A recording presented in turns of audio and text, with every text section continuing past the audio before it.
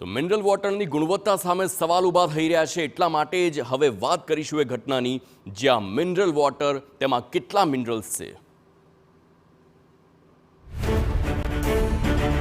સુધી પણ વધુના સ્તરે જોવા મળી અને એટલા માટે જ ખૂબ જ ગંભીર કારણ કે મિનરલ વોટરના આધારે અનેક લોકો રહેતા હોય છે, પાણીનો આધાર રાખતા હોય છે અને હવે આ મિનરલ વોટરના સેમ્પલ જ ફેલ જતા આખરે પાણી પીવું તો કયું પીવું તે પણ સવાલ ઉઠી રહ્યા છે।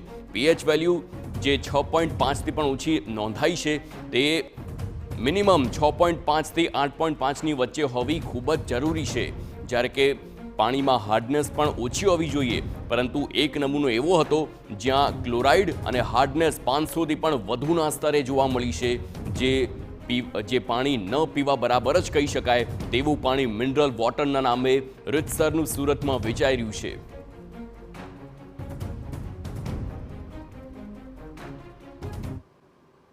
ની અંદર એક કહેવત છે કે જળ એ જીવન, પણ ક્યારેક પાણીની અંદર જે ખરાબ વસ્તુ આવી જવાના કારણે શરીર માટે હાનિકારક હોય છે। ત્યારે સુરત મહાનગરપાલિકાના આરોગ્ય વિભાગ દ્વારા અલગ અલગ વિસ્તારોની અંદરથી અલગ અલગ ખાદ્ય વસ્તુના જે સેમ્પલો લેવામાં આવતા હોય છે અને તે સેમ્પલો ફેલ થતા પણ આપણે જોતા હોય છે।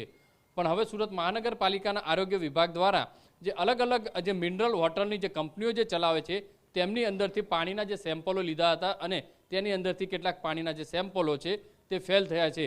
તો શું હકીકત છે આખી, કેટલો હાનિકારક છે આ સેમ્પલો? તો આપણી સાથે આરોગ્ય વિભાગના અધિકારી પટેલ સાહેબ છે, તેમની સાથે વાત કરીશું। સાહેબ, કઈ રીતની આરોગ્ય વિભાગની કાર્યવાહી, કઈ રીતે સેમ્પલ લીધા હતા અને કઈ રીતે સેમ્પલો સામે આવ્યા છે? કોર્પોરેશનમાં ફૂડ વિભાગ દ્વારા અવારનવાર અલગ અલગ ખાદ્ય પદાર્થના સેમ્પલોની કામગીરી થતી હોય છે। એ મુજબ મિનરલ વોટરના પણ અમે સેમ્પલો લીધા હતા ગયા વર્ષોમાં, એટલે ગયા મે મહિનાની આજુબાજુ ઉનાળાના સિઝનોમાં।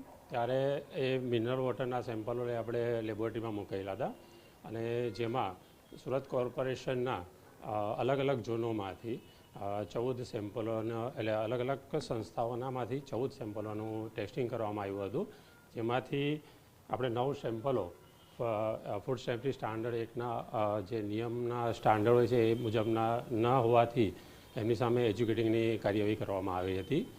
અને એની અંદર જે કેલ્શિયમની માત્રાઓ હોવી જોઈએ 10 મિલીગ્રામ પર લીટરમાં, તેનાથી ઓછી માત્રાની રિપોર્ટિંગ આવ્યો હતો અને એની સામે એજ્યુકેટિંગ કાર્યવાહી કરવામાં આવી હતી। સર, કેટલી ગંભીર બાબત કહી શકાય, કારણ કે સાહેબ જે પાણી દરરોજ ઉપયોગ થતું હોય છે અને પેકિંગની અંદર પણ ઉપયોગ થતું હોય છે, લોકો એક ચિંતાજનક હોય છે કે લોકો કે પેકિંગ હોય છે તો સ્વસ્થ હશે, સારું હશે પાણી, તો કેટલી ચિંતાજનક, કઈ રીતે એની માત્રા હોવી જોઈએ અને કેટલી મળી આવી છે સેમ્પલમાં?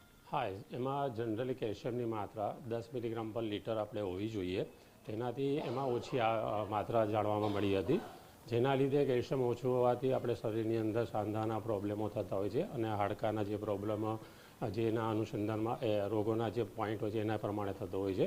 એટલે તમને આપણે જેટલું બને એટલું કેલ્શિયમની માત્રા પ્રમાણેનું આપણે પાણી લોકોને મળી રહે એ પ્રમાણેનો અમે કામગીરી કરીએ છીએ અને એટલા માટે જ આ પ્રમાણે નવા સેમ્પલ લેવામાં આવે છે। સર, આરોગ્ય વિભાગ દ્વારા હવે કઈ રીતની કાર્યવાહી કરવામાં આવશે? કદાચ જો કોર્ટ તરફથી હુકમ કરવામાં આવે કોઈ, તો તેને સીલ કરવાનું અથવા તો તેના ઉપર કઈ રીતે દંડની કાર્યવાહી થતી હોય છે? એમાં ફૂડ સેફ્ટી સ્ટાન્ડર્ડ પ્રમાણે જે માત્રા અને એના હિસાબે કેસ કરવામાં આવ્યો હતો, તેમાં એજ્યુકેટિંગ દ્વારા જે કંઈ દંડની જોગવાઈ હશે એ પ્રમાણે દંડ કરવામાં આવશે, તો તે પ્રમાણે પાસે દંડ વસૂલ કરવામાં આવશે અને એ સિવાય પણ એનો જે કોઈ અન્ય ઓર્ડર હશે તે પ્રમાણે કાર્યવાહી કરવામાં આવશે।